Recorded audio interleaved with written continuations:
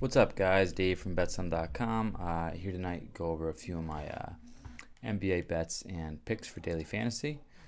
Um, Been on a few week hiatus here, but I'm back for the duration of the season. It's been a great first half. It's been a profitable first half of the season. Hoping for a profitable second half of the season. Um, as far as new futures I've put in, I did put a new future bet in on the LA Clippers at 25 to 1.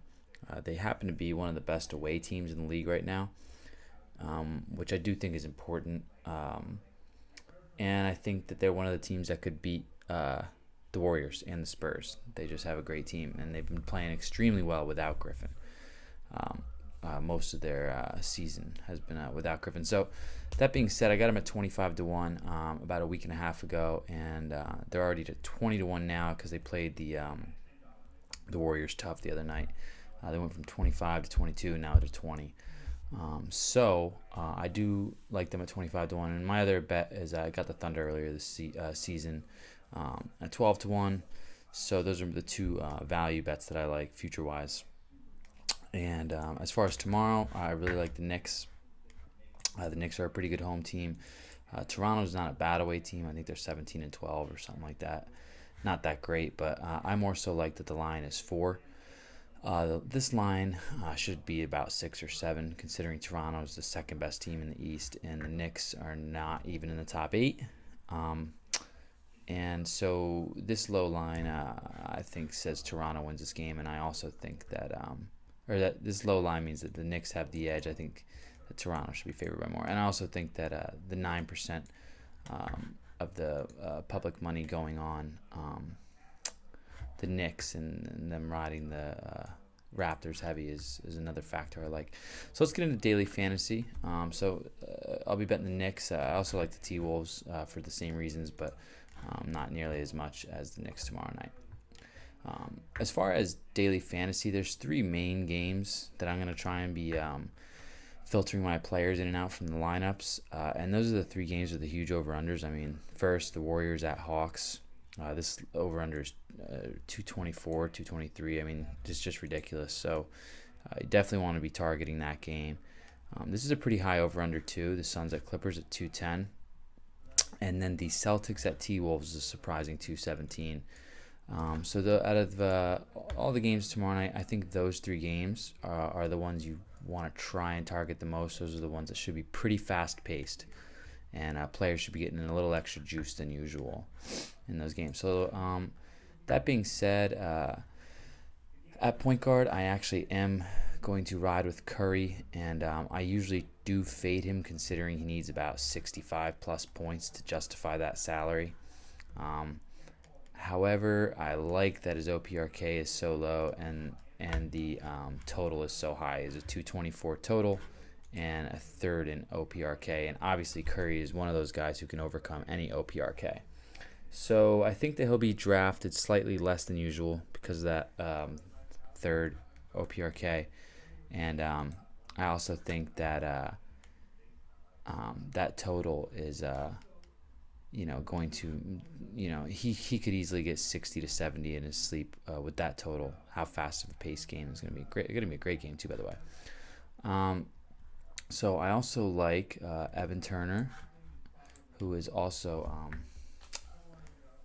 playing in a high total game, 215, and he's got a 9th ranked OPRK, and I think he's going to be kind of hidden, and he's going to be low drafted because of that. So he hasn't really been having that many great games recently, and he's got a tough OPRK, but he has had a few games where he's had 40, 46. He had a 50-point game earlier. He puts up shots. He gets a lot of assists. A lot of rebounds. He really does fill up the stat sheet. He's got a good matchup, and that tough OPRK will mean he's slightly less drafted, which is always a small plus. And mostly, though, we have that high 217 point total, though, that we are attacking with that play. So let's just find Turner here. I also like Wesley Johnson at small forward. He's one of my value plays. I think that this game I think has a 210 total, which is pretty good, and he's pretty cheap and he's getting the minutes, so he's clearly getting enough minutes to justify this price tag.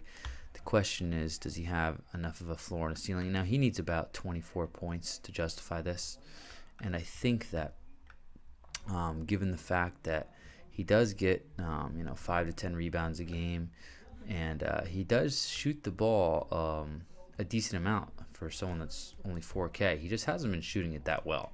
We see a couple 3 for 13, 4 for 10 games. But he's got a good matchup tonight against a team that lets up a lot of points in a decently high over-under game. So I think that his price tag tonight is certainly worth it. So I like Evan Turner. I like Wesley Johnson. Let's stick him in at small forward. Power forward, we got another value play here in Mike Scott. Mike Scott, another tough OPRK, and super cheap, 3,200.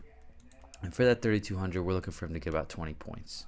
Question is, can he get 20 points? So I see him taking about 10 plus shots some of these games. He's got 11. This game he didn't really play too much. His minutes have certainly been going up too, 20 to 25 minutes. He's scoring about a point a minute per these two games, and then a little less this game. Bad shooting night. I think because of the pace of this game, he should see the same minutes and get extra juice because of it. So I think he should have a nice 25-point plus game, given that ridiculously high total, and still play about the same minutes. So I think that he should get 25 to even more this game, which certainly justifies him for that 3,200. So he's a good value play. Miles Plumlee. This is another cheap value play here at the center position, 3,400. Looking for him to get about 22 points, and he has been slowly creeping up, and I see that trend continuing. He is still not taking a lot of shots, but he's starting to get more minutes and more confidence from the coach. And he does have a great matchup against the lowly Lakers, who can't rebound and can't defend against anyone. So he has a little bit higher of value than his usual 20 points, 3,300 tag. So I expect him to get 25 plus too, which completely justifies that 3,400 price tag. And if the Bucks do end up blowing out the Lakers, I think they're 8-point favorites, then he still should see the same amount of burn, maybe even more. It might even benefit him. So I like him for center in this lineup. Okay, so we got Jeff Teague for our guard slot, another point guard that I like tonight, and specifically because I think he's going to get up for this game. They're going to want to beat Golden State real bad. Had he not fouled out this last game against the Bucks, he would have continued to get those high minutes, high points. And this guy can obviously score. He's had a few 40-point games. There's a 54-point game recently, another 41, another 40. Even when he fouled out, he scored 15. So, tonight he's got that high total over-under. I'm going to definitely gamble on him. He needs about 36 points to justify this price tag. I see him scoring 45 plus tonight pretty easily. Let's check his OPRK, 10th. So people might fade him because of that low OPRK. This lineup has a lot of low OPRK so far, which isn't always the best strategy, but in order to differentiate, it is kind of good. If those players blow up, you're going to have one of the few lineups that has a lot of them. But typically, I wouldn't try and put this many low OPRKs in the same lineup, but that is how this one is turning out so far. So the last two, we have quite a bit to spend left because of these value plays here, the Wesley Johnson, Mike Scott, Miles Plumlee. So I'm just going to pick the players that I think are the biggest monsters with the highest totals. So we got Draymond Green, who does have a good OPRK with 25th, so that's good to mix in one of those. High point total of 124. I don't think you can go wrong. He needs about 50 points to justify this price tag. That's a lot, but this is the game must be one of the highest point totals of the year for either of these teams. 124 or 224 is just ridiculous. So he might be a little bit of a stretch, but with these value plays, I think he's a good play. But you need him to score about 50 to 60 to justify that high price tag. And lastly, I like Karl Anthony Towns a lot tonight. And mainly, again, second highest point total of the night. He's got a pretty good OPRK too, so he's got a weak defense against the center. He's a monster. He just consistently puts up 50 points, so you can't really go wrong. And he is on against the Celtics, who are semi-weak against the rebounding and average in scoring defense. So I look for him to have a pretty big game too. You're going to need him to get about close to 52 to justify this price tag, but given that total, he should be able to get you that 50 pretty easily. So those are some of the plays I like. Join me tomorrow on betsum.com for some more NBA daily fantasy and sports bets. And until then, good luck.